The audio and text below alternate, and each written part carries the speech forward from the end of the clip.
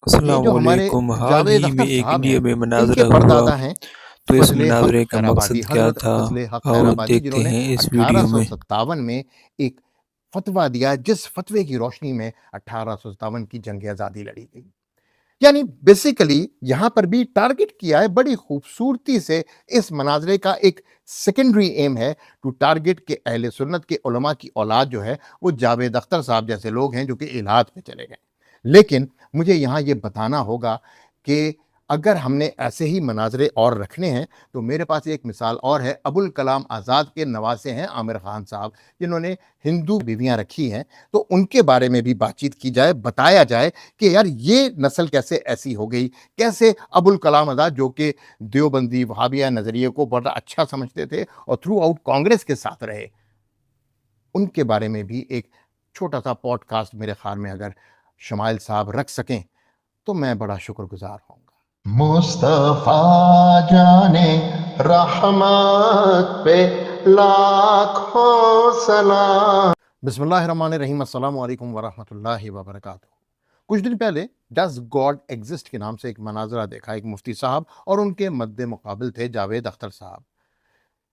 ये मुझे आज से 1200 साल पहले का ज़माना याद करा गया, जब इस्लाम का दिफा करने वाले दिफा करते करते खुद इस्लाम से दूर हो गए। मुअतज़िला मुअतज़िला कोई अचानक पैदा होने वाला फितना नहीं था। ये वीडियो बहुत गौर से देखनी है आपने। वो डुअलिस्ट, एथिस्ट और रेशनलिस्ट के खिलाफ इस्लाम का दिफा करने के लिए खड़े हुए थे। शुरू में वो कहते थे ये लोग कुरान और हदीस क्यों नहीं मानते, हम रीजंस अक्ल की जुबान में इस्लाम पेश करेंगे तो ये हमारी बात मान लेंगे। नीयत दिफा की थी मगर तरीका खतरनाक था। आहिस्ता आहिस्ता रीजन खादिम ना रहा बल्कि हाकिम बन गया। फिर वो लम्हा आया जब हम इस्लाम को रीजन के मुताबिक नहीं ढाल रहे बल्कि रीजन को इस्लाम पर मुसल्लत कर रहे हैं। नतीजा क्या निकला? अल्लाह की सिफात का इनकार, कुरान को क्रिएटेड कहना, वही यानी रेवलेशंस को अक्ल के कटहरे में खड़ा करना। जो इस्लाम को बचाने आए थे वो खुद ईमान के बुनियादी उसूलों से दूर हो गए। ये अब्बासी दौर की खिलाफत में हुआ था, तारीख में मौजूद है और खलीफा मामून रशीद ने इसका पूरा साथ भी दिया था, सरकारी सरपरस्ती। और आज हम एक बार फिर वही मंजर देख रहे हैं। ये मनाजरा नहीं था, ये सिंबलिज्म था। दुनिया ने क्या देखा? एक सेल्फ डिक्लेयर्ड एथियस्ट, एक मजहबी नुमाइंदा। आमतौर पर मनाजरा खत्म होता है या एथियस्ट अपनी मिसअंडरस्टैंडिंग मानता है या कम से कम क्वेश्चनिंग मोड में तो आता ही है। मगर सामने यहां क्या हुआ है? जावेद अख्तर इल्हाद यानी एथियज्म से जुदा नहीं हुआ। अपने नजरियात उसने कतन वापस नहीं लिए, बल्कि शुमाइल साहब उनके हाथ चूमते और उनका हाथ अपने सर पर रखकर आशीर्वाद के अंदाज में नजर आए। ये लम्हा फिक्री शिकस्त का ऐलान था, ना कि मकालमे की फतह जैसा कि दिखाया जा रहा है। ये वही पैटर्न है तहरीक मुअतज़िला, मगर इस पैटर्न के जरिए आज एक नया नैरेटिव बिल्ड किया जा रहा है। देवबंदीज़्म को पेश किया जा रहा है बिल्कुल नए अंदाज से, क्योंकि इसकी जरूरत थी देवबंदीज़्म की बका के लिए। एज रैशनल इस्लाम, एज एंटी एथिज्म फोर्स, क्योंकि क्लासिक एथिज्म यानी इल्हाद अब कंप्लीटली एक्सपोज हो चुका है। लोग जानते हैं कि अल्लाह के अलावा ज्यादातर लोग दुनिया में इस बात की मेजॉरिटी में हैं जो खुदा के होने पर यकीन रखते हैं। ये अब नहीं बिकता, इसलिए इस्लाम को ही रिफॉर्म करके पेश करो ताकि इल्हाद को मजहब के अंदर से थोड़ी बहुत जगह मिल जाए। बहुत खतरनाक चाल है ये। देवबंदियत जो वहाबियत की एक शाख है, मोइज़ों पर तज़ब्ज़ुब का शिकार है, रूहानियत पर शुकूक व शुबहात में मुब्तला है। दूसरी तरफ ये भी सोचने की बहुत ज़रूरत है शुमाइल किस खुदा का दिफा कर रहे हैं, जो बकौल रशीद अहमद गंगोही के झूठ बोल सकता है माअज़ल्लाह। और क्या शमाइल साहब इब्ने तैमिया से लेकर मोहम्मद बिन अब्दुल वहाब तक जो अल्लाह को बयान करने की कोशिश की गई है, यानी उनकी किताबों में मौजूद है, वो आसमानों में बैठा है। हंसना मुस्कुराना, इंसान के आज़ा के साथ उसकी छवि को कंपेयर करना, उस खुदा का दिफा कर रहा है या वो जावेद अख्तर से किसी और खुदा का दिफा करने में नबर्द आजमा है? और ये सब कुछ वहाबिया और देवबंदिया में ईमान का हिस्सा है।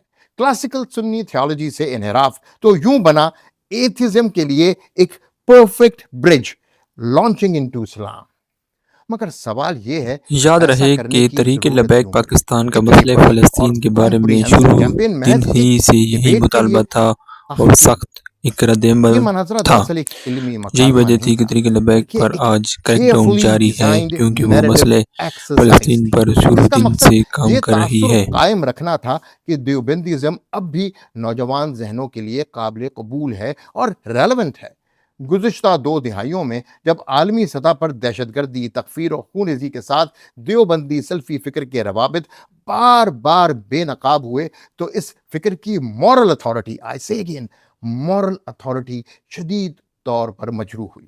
ایسے میں ضرورت محسوس کی گئی کہ ایک سافٹ، ایک سیکولر لکنگ کلچرڈ انگیجمنٹ کے ذریعے اس نظریے کو دوبارہ ری پیک کیا جائے، نئی پیکنگ میں پرانی دوا. اور جاوید اختر جیسے سیلف ڈکلیئرڈ ایتھسٹ کے ساتھ مکالمہ اور پھر اس کے اختتام پر اختلاف کے بجائے عقیدت، ہاتھ چومنا، آشیرواد دینا سب ایک علامتی پیغام تھا کہ یہ فکر تصادم نہیں چاہتی بلکہ جدید ذہن کے سامنے خود کو جھکا کر بھی باقی رہ سکتی ہے. یعنی انٹرنیشنل اسٹیبلشمنٹ کے چہیتے رہنا، برقرار رہنا، ان کے منظور نظر رہنا. یہی وہ مقام ہے جہاں یہ مناظرہ سوال و جواب سے نکل کر امیج ریہیبلیٹیشن کیمپین بن جاتا ہے، تاکہ نوجوان یہ نہ پوچھیں کہ اس فکر کا ماضی کیا تھا، بلکہ صرف یہ دیکھیں کہ آج اسے کس قدر ٹالرنٹ اور ایکسیپٹیبل بنا کر پیش کیا جا رہا ہے. اب اہل سنت کو کیا کرنا چاہیے؟ یہ سوال رد عمل کا نہیں، حکمت عمل کا ہے. اہل سنت کو جذبات نہیں، سمت، ڈائریکشن درکار ہے. اب اہل سنت کو کیا کرنا چاہیے؟ یہ سوال رد عمل کا نہیں، حکمت عمل کا ہے. اہل سنت کو جذبات نہیں، سمت، ڈائریکشن درکار ہے. میں واضح، عملی اور متوازن ریکمینڈڈ سٹیپس پیش کروں گا. ایسی حکمت جو علمی بھی ہو، میڈیا کے قابل بھی ہو اور نوجوانوں کے دل و دماغ کو مزید زہر پہنچانے سے روک سکے. اب اہل سنت کو کیا کرنا ہوگا؟ ڈیفنسو موڈ سے نکل کر نیریٹو اونرشپ. اب صرف رد لکھنا کافی نہیں ہے. اہل سنت کو اپنا نیریٹو، انٹلیکچول نیریٹو خود ڈیفائن کرنا ہوگا. ہر بحث میں اپوننٹ کی زمین پر نہیں جانا، ٹرمز آف ڈیبیٹ خود سیٹ کرنی ہوں گی. یہ بہت امپورٹنٹ پوائنٹ ہے. مطلب یہ کہ ہم ماڈرن ہیں کیونکہ ہم کمپرومائز کرتے ہیں. یہ بات ٹھیک نہیں، یہ اسٹیٹمنٹ غلط ہے. ہم ٹائم لیس ہیں کیونکہ ہم روٹڈ ہیں. کہاں روٹڈ ہیں؟ حضور کونین حضرت محمد صلی اللہ علیہ وآلہ وسلم کی تعلیمات سے صحابہ، تابعین، تبع تابعین اور اولیاء اللہ کے تھرو روٹڈ ہیں. نوجوانوں کو صرف فتوے، فکری اعتماد یعنی انٹلیکچول کانفیڈنس چاہیے. اہل سنت کو short videos, podcast, documentaries, انگریزی اور اردو دونوں مکسڈ کانٹینٹ تاکہ سب سمجھ سکیں کے ذریعے یہ بتانا ہوگا کہ ریزن اور ریولیشن صرف اہل سنت کے پاس ہے. یہ بات میں کیوں کہہ رہا ہوں؟ کیونکہ اہل سنت ماتوریدی عقائد کی علمبردار ہے اور شیخ ابو الحسن ماتوریدی نے اپنے دور میں تحریک معتزلہ کے خلاف ایک کامیاب تحریک چلائی تھی. یہ وہی معتزلہ تحریک ہے جس کے بارے میں اس ویڈیو کے شروع میں نے آپ کو بتایا تھا. عقل کو رد نہیں کرنا، عقل کو اس کی حد میں رکھنا ہے. پیغام should be very clear، بہت واضح ہونا چاہیے. Reason equals to tool, revolution equals to authority.